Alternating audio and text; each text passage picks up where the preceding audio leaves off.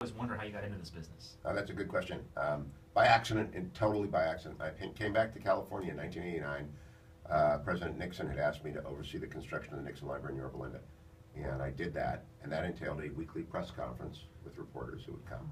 And we'd show them whatever was going on. And sometimes Jay Matthews from the Washington Post would show up, or someone from the Times. And a guy named Jay Lawrence from KFI Radio would come every week because you have to fill time on radio. And that's KFI had news talk. And so Jay showed up and he called his boss and said to him, hey, Hewitt kid can talk. And I was a kid at the time. I was about your age and younger than you, actually. And thinking, okay, what am I going to do after I build this library? Just practice law. And he offered me a weekend talk show. So it was a complete accident. My whole career in media is an accident. Wow. That's great. So who's been your most interesting guest? Oh, clearly the hour I spent with Vin Scully. Oh, wow. Oh, you're a Dodgers guy. I am a Dodgers guy. You're a Dodgers guy. Well, he was the most mellifluously voiced, perfectly timed storyteller. It was like watching Jesse Owens run a sprint. Right? So everything was timed. You want to know the segments? He got the segments down perfect. He's 84, 85. And it was like the voice of summer. We replay it every year on the first day of baseball. Oh, that's great. Yeah. So how would you say radio's changed over the time you've been in it? Insatiable desire for breaking news. It used to be you did one topic an hour. When I started in 1989, late 89, early 90, you would come in and I would do a 3-hour shift on the weekends. And you'd have 3 stories.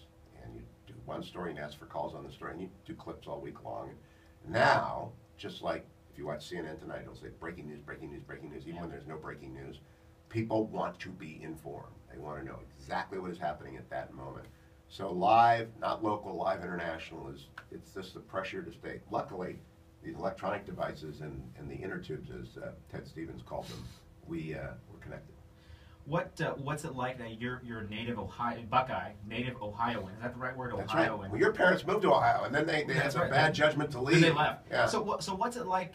Sort of doing what you do not in Ohio. Have you ever thought about going back there? I go back a lot. My brother remains in Warren, Ohio, and I am a Cleveland Browns season ticket holder. And my boys love to go to the Cleveland Browns games. I take my tickets. I'm saying I'm not going back till they make the playoffs, so I haven't been back since they came back in 1999. And they play a game in. They went once, but they didn't play a home game. And I won't go until they do that, so I've been waiting a long time.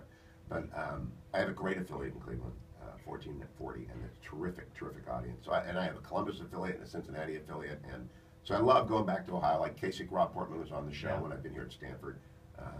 So I maintain my Buckeye roots, but I would never move back to Ohio because I married a Californian. So that's out. So sports. I want to ask you, who would you root for if the University of Michigan was playing the University of Southern California? I have to root for the Wolverines. It's the only situation in which I would do so.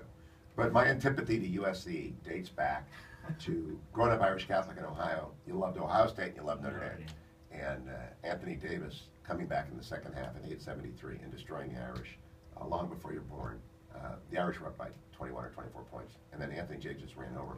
So AD came to the studio a few years back and I got to talk with him about that game. But I loathed the Trojans far longer than I loathed Wolverine. That's a love-hate. You're a brother-on-brother rivalry. The Trojans are just hatred. It's like Russia and Ukraine. It's bad. What's your prognosis for Ohio State football this coming year? We're never going to lose the national championship. Wow. We have won the first one ever, and Jim Tressel. I had my friend John Denniston in, and he's Jim Harbaugh's guy, and he says everybody's all afire in Michigan. That's good for them. And you guys at Stanford know Harbaugh and what a genius he is. So I'm glad he's there because he's rekindling the Woody Schembechler era. So Harbaugh and Meyer are going to be fantastic, and it's going to be great for the Big Ten. Yeah. Let me wrap up by asking about 2016. This will be a very interesting cycle we have coming up. What's one thing that nobody else is really thinking about or talking about now that you think is going to affect the Republican nominating contest? Well, I do believe some people are beginning to think about defense strength, and as Reagan campaigned for a 600-ship Navy. And I remember very well, you probably wrote Governor Romney's Charleston Citadel speech. Did you have something to do with that? Oh, yeah. And so the Citadel speech was where he laid out, here's where our naval forces have to be.